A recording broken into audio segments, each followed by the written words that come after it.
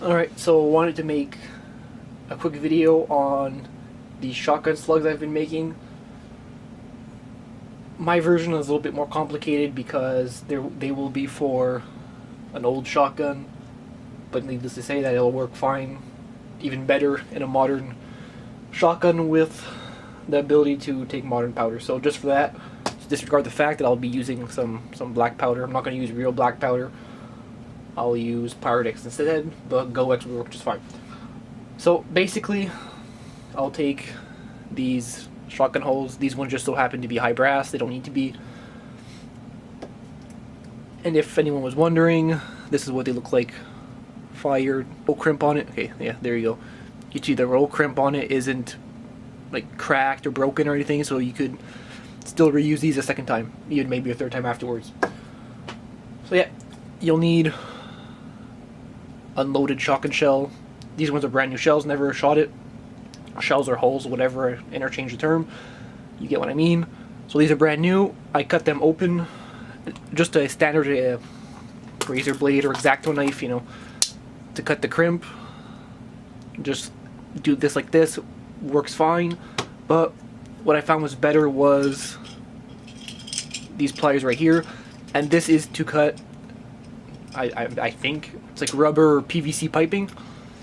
So you'll find these in the plumbing section probably for like 10 bucks or even cheaper. There's some that are plastic that are cheaper, but these ones are just full just pot metal. So I mean, they're still pretty cheap, but they work good. So yeah, you take them in there and you just cut the top off, the whole crimp comes out, dump out the shot. Then the shot cup's going to be here, and then in the end you'll take your fishing weight, which this will be the projectile. Obviously I don't recommend this to people that don't have a lot of experience, but if you want kind of like a last resort slug, I mean, most people have fishing weights. These weights just so happen to fit perfectly inside the hull itself. These are cast. I have another mold from, these are, well, fishing weight molds, as you can see in here. So basically these are my grandfather's fishing weights. He died when I was pretty young, but I got some of his stuff, and he used to sell fishing weights way back in the day. So these are lead, obviously, you know, usually weights are lead. So you can see here he just kind of put a, I don't know, cotter pin style thing. It looks like just standard wiring, but that's what I'll use. So now, just to get started, start off by, I'll just snip this off like this. And you can see here the fishing weight's a little bit crooked, but I mean, it works. With the power of time traveling, I'll tell you that these aren't long-range slugs. You're not going to shoot a deer at 200 yards with these things, but I mean, for close range, self-defense, they'll blow a hole through anything. So now you got your fishing weight, or a fishing sinker. Take your hull. Yours might be already shot, so take the primer out, reprime them, or if they're not, then just cut that out. Then tell you by experience that this long, the wad, I mean, here, it's going to be too long. So they're my fancy pliers here. I know, cut it about in half, and you'll see here these things are pretty sharp. And there you go. You'll make a mess, but you'll have a shotgun slug in the end. So I'll just straighten this out a bit. So it's pretty much all you need. And in the end, of course, you'll need a roll crimping tool, but they sell a bunch of those, or you can just make yourself one. So now let's get to reloading. So once you got your load all figured out, I'm not going to speak about powder charges and such in this video, but once you got your whole load figured out, you'll need your hull here. Dump your powder in. Since I'm using black powder, it uses up a whole lot of the hull itself. Scale away, and won't need that. Now for the wad, stick that in there. Now for the fishing weight, keep in mind this is like a last, like I said, last resort. You don't really want to probably feed a shotgun steady diet of these things, but probably wouldn't hurt it. So now that's stuck in there. Now you'll need here. This is just an old standard file. I make my, I guess you'd say, overshot cards with this. So you need a punch, and I made myself one somewhere here, right? There it is. Your standard old leather punch, except I drilled it out and beveled the edges, so it's pretty much the exact diameter I need. Let's put this here on the side of the workbench.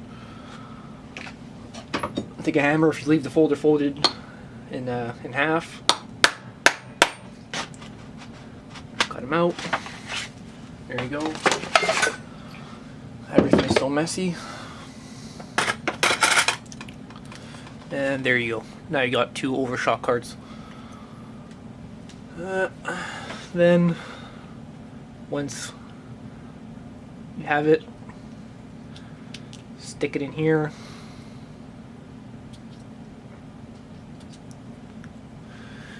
I mean, there you go. You could just stick it like this. Well, actually, now thinking about it, I probably won't put one on, but I've shot some with some before, and obviously it's just paper, so it doesn't affect the flight pad or anything. So, I'll take this out of the way. My mold. You put it in here. This whole roll crimping tool. Get it all lined up, and crank away. This tool's good too, but has issues. And then now, if I could, there we go. Focus on it here. You have a nice slug. So, with the whole editing and time traveling, now we'll head out to the range and try it out.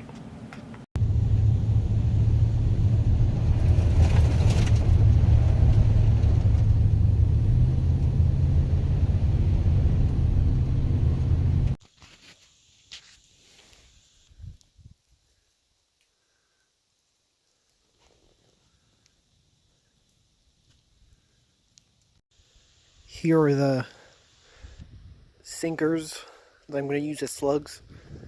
These are the loaded rounds. So as you can see here, they look like standard slugs, but they're actually fish sinkers or lead weights pretty much. So I'll be shooting them out of this thing. I loaded my shells up with black powder just because this shotgun was made in the late 1800s, so it's obviously not smokeless proof. So that's what I'll be using, and I'll be shooting them out of the barrel that's just cylindrical bore, so basically it doesn't have a choke on it.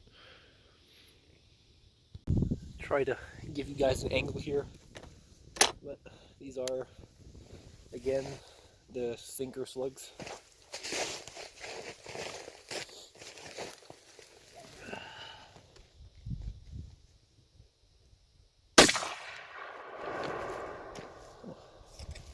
That was one.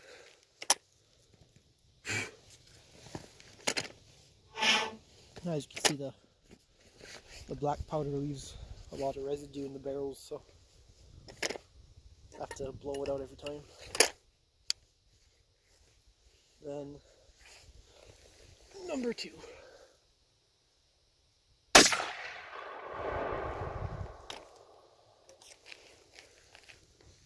So yeah, there they are.